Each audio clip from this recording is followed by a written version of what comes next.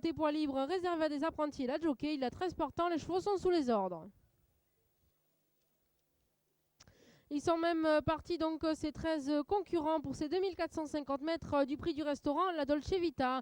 On est bien parti côté corde avec Ourson Charentais qui se porte aussitôt aux avant-postes avec encore Pactole du Ménil à ses côtés. Ces deux-là ayant un léger avantage sur Kenor Diller qui vient en troisième position et ramenant le peloton pour se diriger vers le premier tournant. On retrouve ensuite dans son sillage Auborqui de Pertuis qui vient s'installer ensuite côté corde.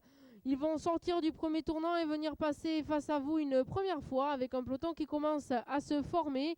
Et disqualification du numéro 3 Neville de Valois et du numéro 4 Nippon Forever. Il passe donc devant vous et aux avant-postes Ourson Charentais à l'avantage sur Pactole du Ménil avec dans son sillage Auborqui de Pertuis qui accompagne encore Quest for Gold avec également à ses côtés Osco du Mexique qui vient ensuite. Disqualification du numéro 7 Kenor Diller.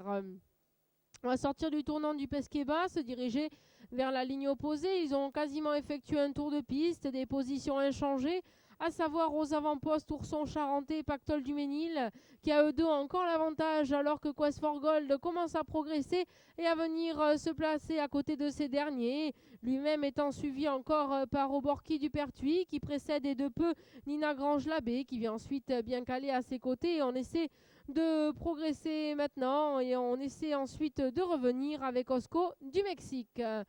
On est dans le tournant de Villeréal une nouvelle fois et Quest for Gold a repris l'avantage sur ses adversaires. On va venir passer devant vous une deuxième fois. Il leur restera alors un tour de piste à couvrir et la fraction avec une allure toujours régulière. Quest for Gold aux avant-postes dans son sillage Pactole du Ménil qui a encore l'avantage avec également Nothing for Fun qui vient à ses côtés accompagnant encore Ourson Charentais. On retrouve également au centre Névé de Corneville qui accompagne ainsi Auborqui du Pertuis.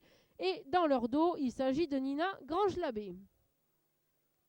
On sort du tournant, la ligne opposée pour la dernière fois, une allure qui commence à s'accélérer quelque peu sous l'impulsion côté corde de Quest for Gold qui commence à se détacher alors qu'on essaie de revenir avec Pactole du Ménil qui progresse et qui vient prendre l'avantage ensuite sur Nothing for Fun qui tente de résister à son assaut à l'extérieur avec encore côté corde également Nina Grange-Labbé qui tente de revenir. Disqualification du 5, Parfum débroué. On est dans le dernier tournant maintenant et Quest for Gold a repris l'avantage encore sur Pactole du Ménil qui vient en deuxième position. On lutte ensuite pour les accessites avec encore Neve de Corneville ainsi que Nina Grange-Labbé qui tente d'accélérer à moins de 150 mètres du poteau. Quest for Gold, Pactole du Ménil avec encore à ses côtés également on retrouve Nina Grange-Labbé. Quest for Gold, Nina Grange-Labbé, Pactole du Ménil. Quest for Gold et Dagmar Smiding qui s'impose. La deuxième place pour Nina Grange-Labbé et la troisième pour Pactole du Ménil.